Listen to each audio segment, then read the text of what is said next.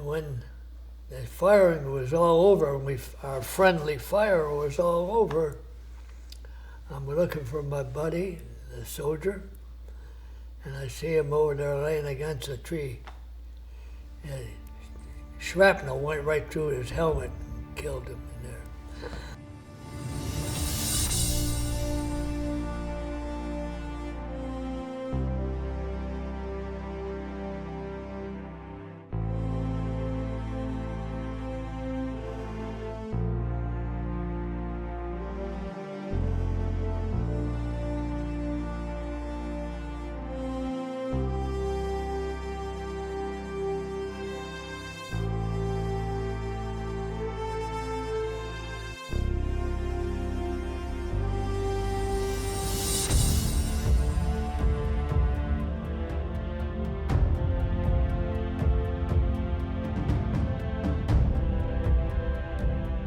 We landed, a bunch of different ships were sunk, and we could just see the nose of the ship sticking out of the water.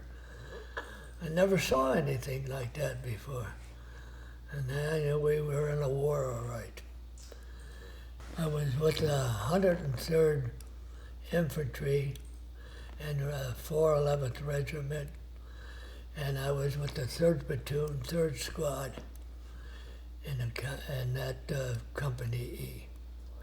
I was assistant squad leader. But after the first day of combat, I was a squad leader because of all the people that got killed. They promoted me. They did it to everybody. My buddy Herdigan, he was the squad leader, I was his assistant squad. He was a sergeant, I was a corporal then. But after that first day, I became a sergeant, and he became a lieutenant because there were so many wounded and so many people got killed.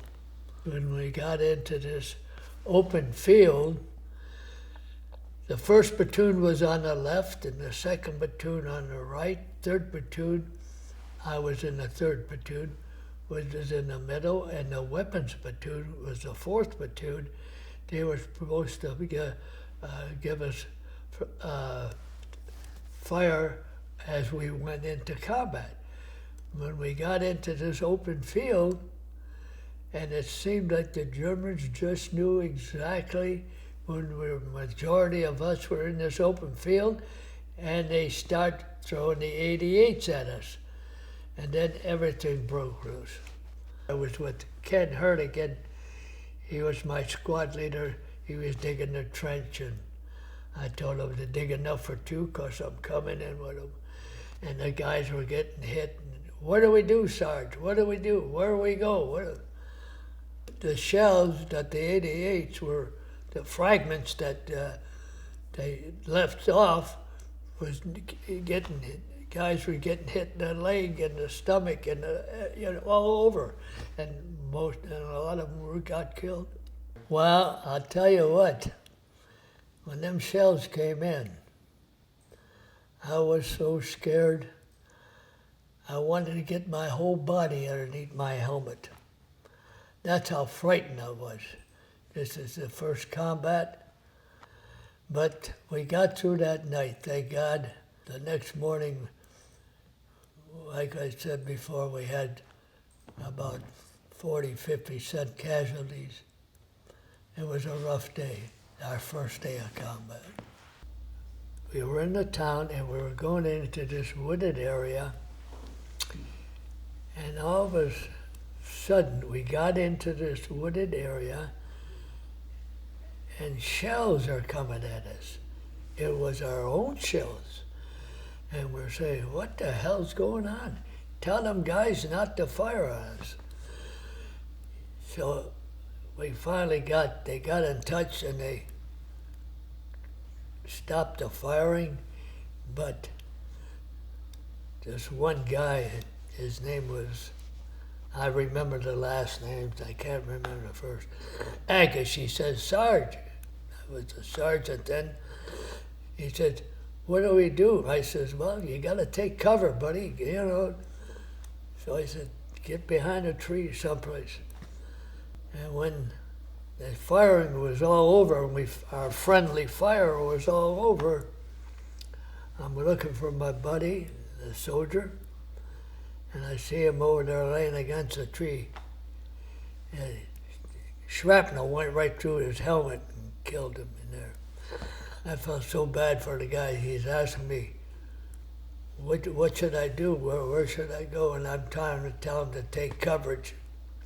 And then our old people shoot us. We had those kind of experiences during that. And then there was one time another guy, his name was Zern. He was supposed to, we were in the nighttime, and the captain told this Zern, he says, tell those Germans over there to surrender, and he said, okay.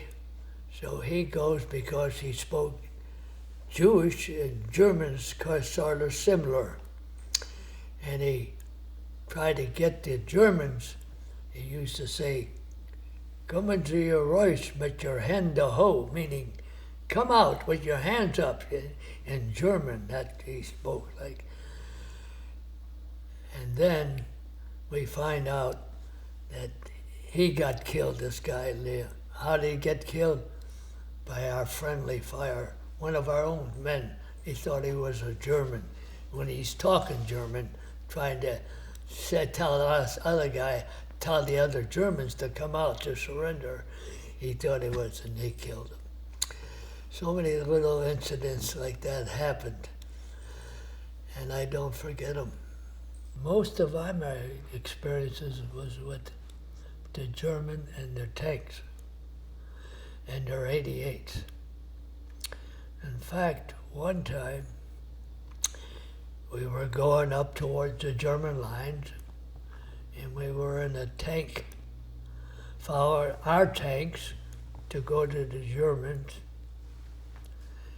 and all of a sudden 88s would come in, popping in.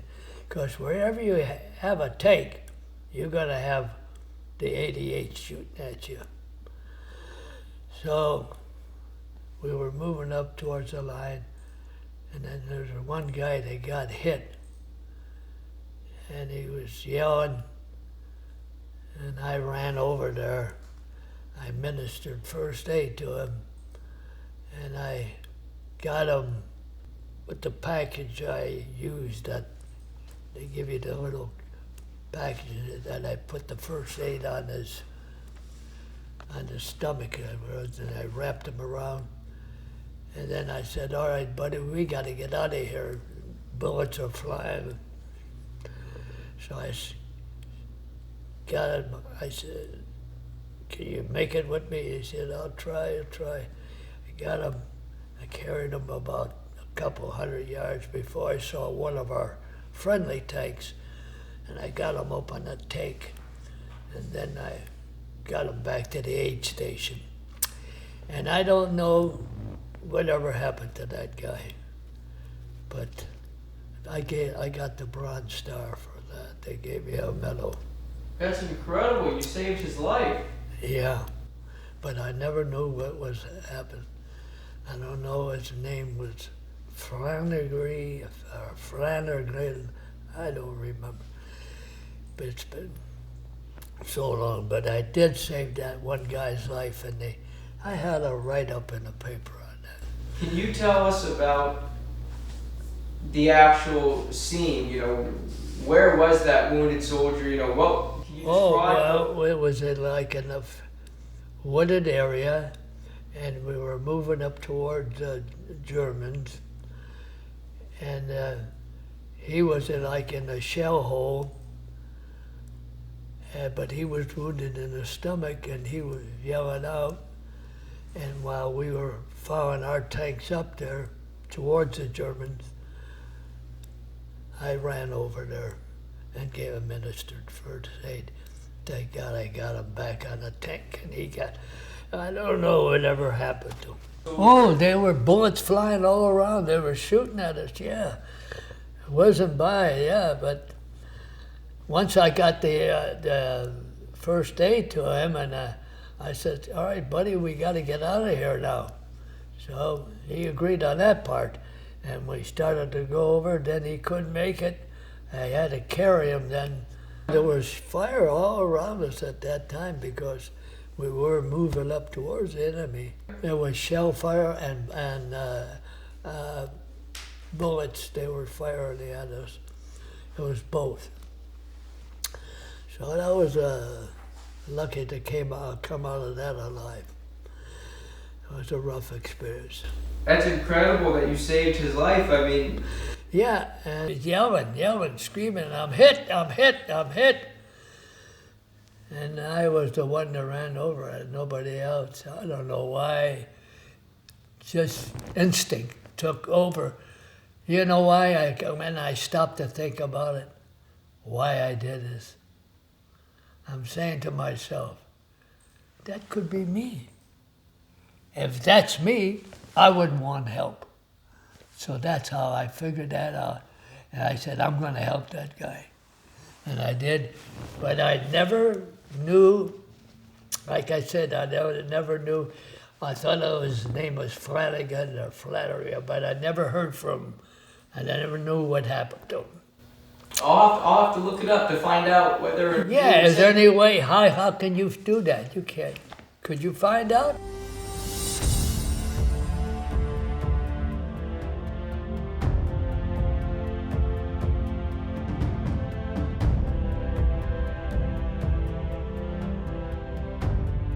We were always on the go, moving different places, and they had us keep going all the time. Like I said before, one morning we were on a march, and that night, and we woke up in the morning, and we see about 100 Germans. They're going back. They're retreating, and we're going forward. So we captured them guys, and we interrogated them, you know. And then we kept going all the time. But I'm just saying, we were always on the move. Experiences on patrol. We were in this wooded area, and there were some pillboxes that the captain said we wanted to see if there's any Germans over there. So we had to go out there on patrol. And I had to take the squad with me, and I told these other guys that stayed behind, I said, look, we're going out there, and I'll give you the password when we come back. But don't go, you guys get trigger happy, because at that time, we were scared, but you're always scared when you have somebody firing on you. And we're coming back this way, and we'll give you the password. Yeah, so we went out there and came back. Thank God everything worked out all right. When the 88s come in, it's like a bomb that bursts, and it lets off fragments, steel fragments that are all flying around. And you just hope that nothing hits you. But at the same time, you want to stay down low, and you want to try to dig a trench to get into it to prevent getting hurt, because they're so sharp, the metal, when it explodes, and it could kill you instantly. The one thing that happened to me was we were moving up, and we're going towards the Rhine River, and we were supposed to go to the Rhine pass, get into Germany, and liberate these prisoners that they had. Well, it was my turn to run across this road and go on the other side of the forest. So when I got up, I started to run across this road, and a sniper got me, shot me right through the mouth. I dropped my rifle, and I yelled out for my mother, "Oh, Ma, Ma." And then I remembered the Army always taught you to keep that piece with you, that rifle, so I ran back for my rifle. But then I got the rifle and I got back in this ditch where he couldn't see me anymore. But I was fortunate that I had the medics there that gave me first aid. But my tongue started to swell up and I started to have trouble breathing. And the guy, the first aid, the guy said, "We got to get you to the hospital fast." They had a makeshift hospital back in the wooded area. So they got me on a stretcher. They got me back, and they operated and gave me a tracheotomy. That was a rough night, that was. But they saved my life. I had a tube in my throat for about 8 months. But I can remember when the captain's telling the lieutenant, "Hey, when you're operating on the jugular, on the vein," he said, "there's a jugular vein there. Be careful when you cut." And before I knew it, I started to breathe down there. And they stuck this little tube in my throat.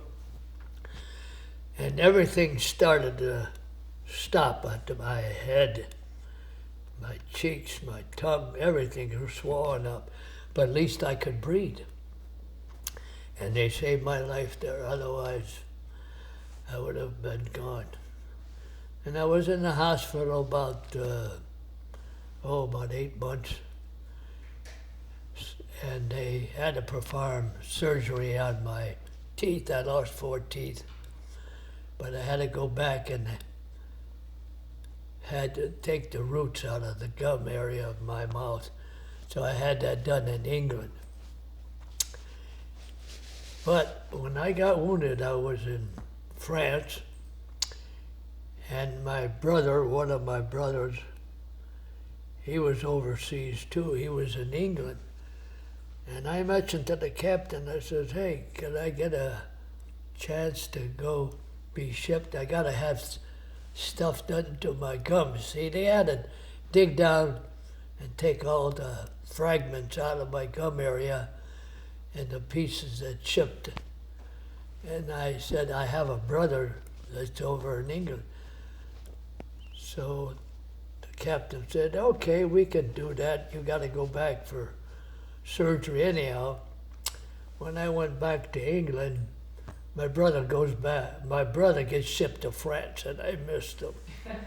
And that's one of my brothers that was in the Army too. But then from there I got shipped back to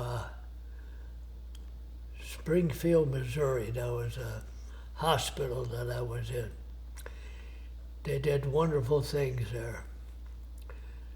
You see, I always, with this, on the side of my cheek, I had a welt that was about 1/4 of an inch high, and every time I shaved, I used to cut it.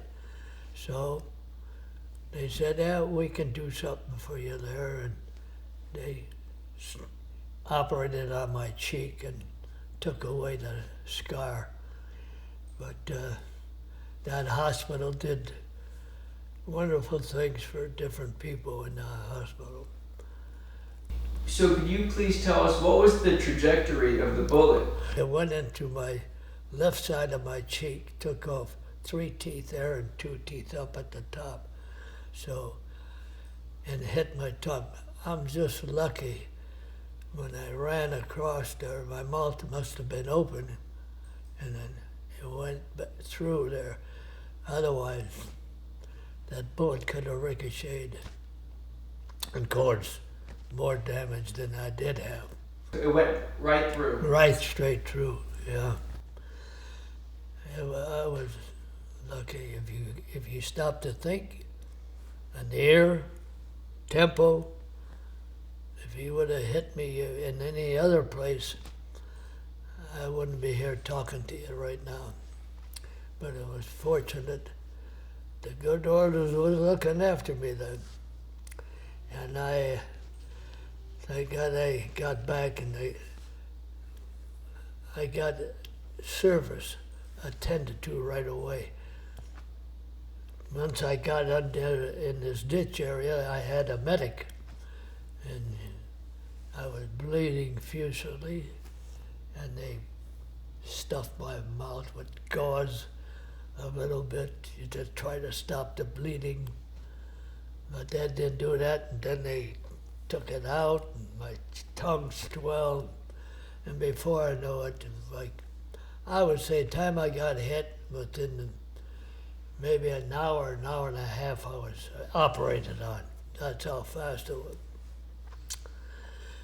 And that was my experience in service. So how did they get you from the front lines to where they operated? Well, at that time, a buddy of mine was with me, and we captured some German prisoners.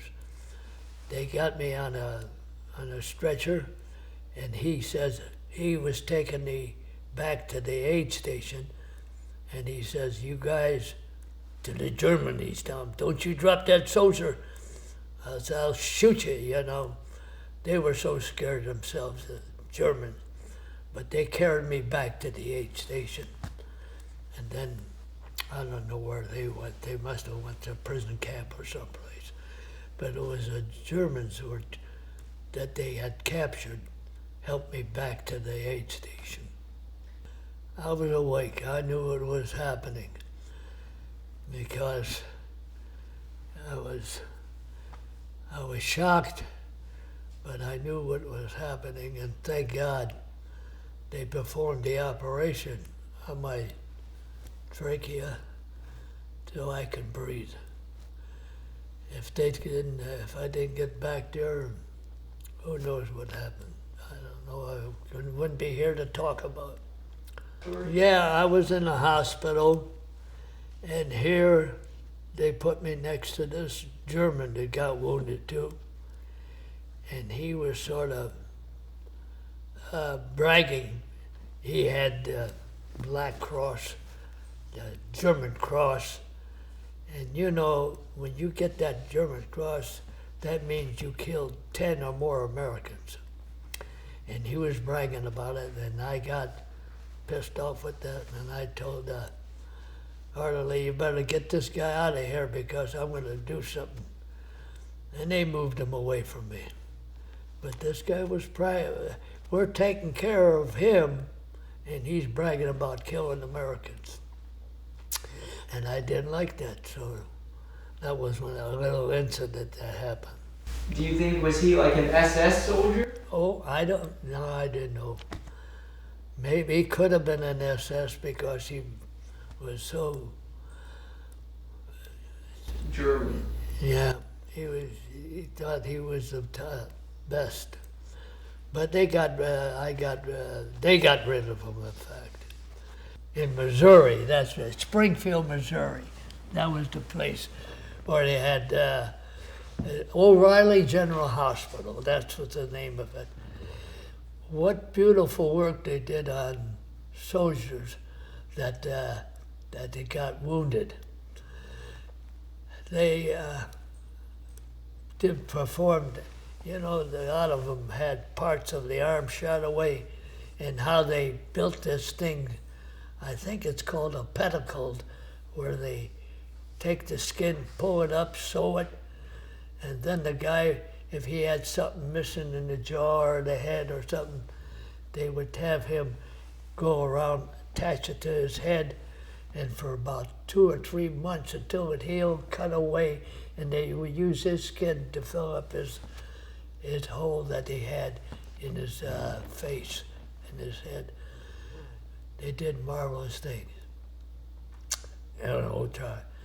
But the worst thing I saw when I was in the hospital, was soldiers that got burnt in an airplane.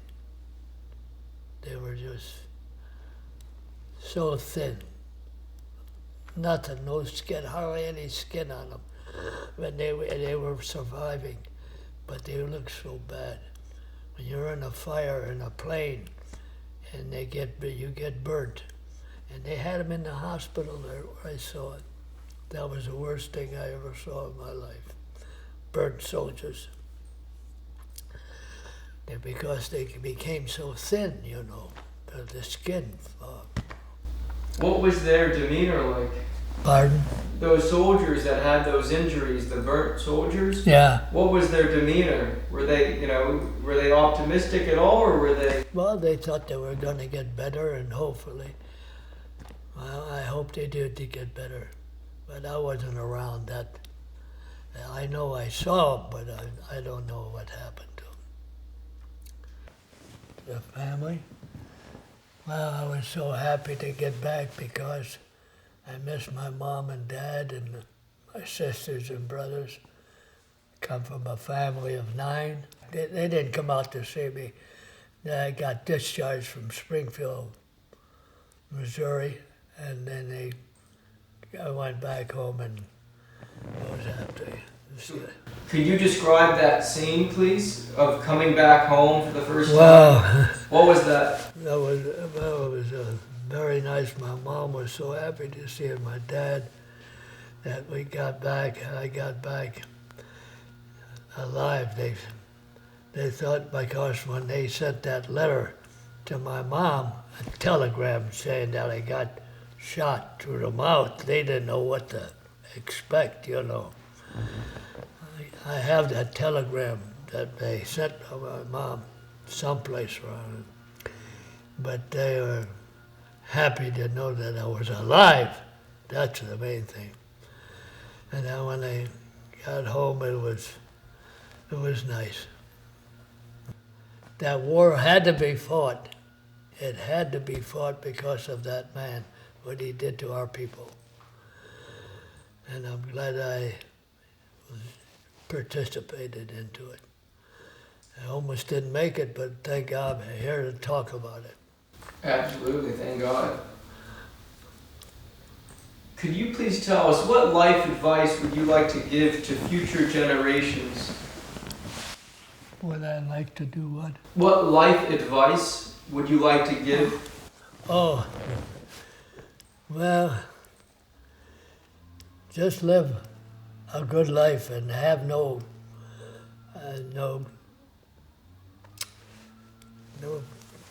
people contradicting each other.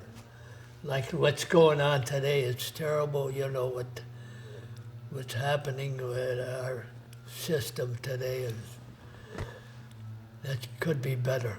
Is that politically it should be better. Well, hoping it'll get straightened out. Maybe it will, because we need it. Just to be a good American and do things to each other kindly and try not to have arguments in life, because life is short. And hopefully this country will come back on its feet again and get better, because we need a lot of help right now, today, especially today. And hopefully that time will come soon. Could you also mention a little bit about your faith? How did your faith help you in combat? Oh, my faith. I always pray to the Lord. I thank Him for what He has given me. And I pray to Him because I feel He's listening to me. He must have listened to me that day I got wounded. I yelled for my mom, I know, but He's the one who made me come through the situation I was in. And I've been praying now for over, I would say 80 years, and I never missed a night till Lord. That's awesome. Well, God bless you, sir. Thank you. I would say to myself, I gotta get sort of even what this Hitler did to our people. And I didn't mind fighting the Germans then, but because he was a mean person, and what he did to my people, our Jewish people, my Jewish race, I just didn't mind fighting the Germans because of what he had done.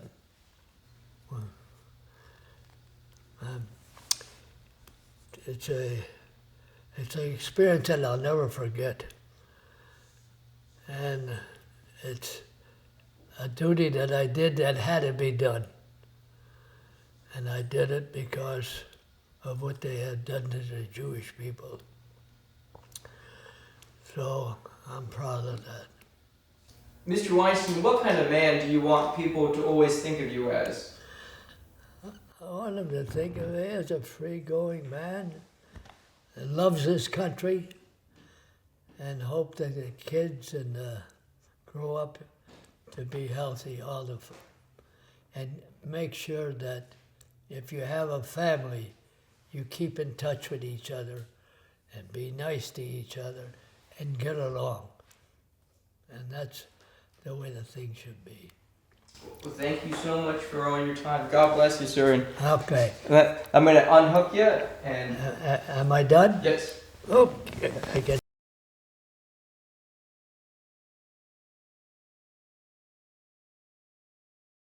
All right, I'm going to read my citation for the Bronze Star. Staff Sergeant Weinstein, hourly service number 367 Infantry, entered the service on February the 17th, 1943. Staff Sergeant Weinstein first went into combat November 16, 1944 in France with the 411th Infantry Regiment, 103rd Division. He was recommended for the Bronze Star for heroic achievement in action on January 4, 1945, near Berhan, France, when heavy enemy fire forced a patrol to withdraw. Sergeant Weinstein dragged a wounded man to cover of a trench where he administered first aid.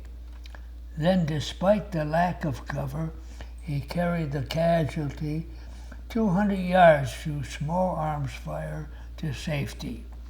Observing a friendly tank returning from its mission, he moved into the open, halted the tank, placed the wounded man aboard and directed his evacuation to an aid station. He continued into combat until he was wounded March 16, 1945, by a gunshot wound in his mouth at Offweiler, France. After hospitalization overseas, he was evacuated back to the States and arrived at O'Reilly General Hospital June 2nd, 1945. That's incredible. I mean, it's literally an official document from the government saying you are a hero. Well, that proved it, yeah. But it was nice.